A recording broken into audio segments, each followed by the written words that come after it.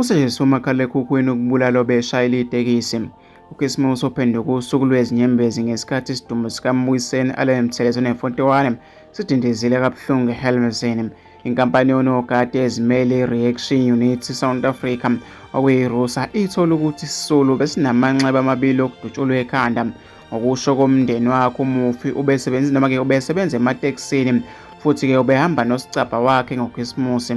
Kuthe-ke ngabo-1 emini uButhelezi wathola ucingo kumakhalekhukhwini wakhe kunomuntu othe-ke abahlanganisa moya. Kuthe uma-ke behlangana base bemdubula kabuhlungu.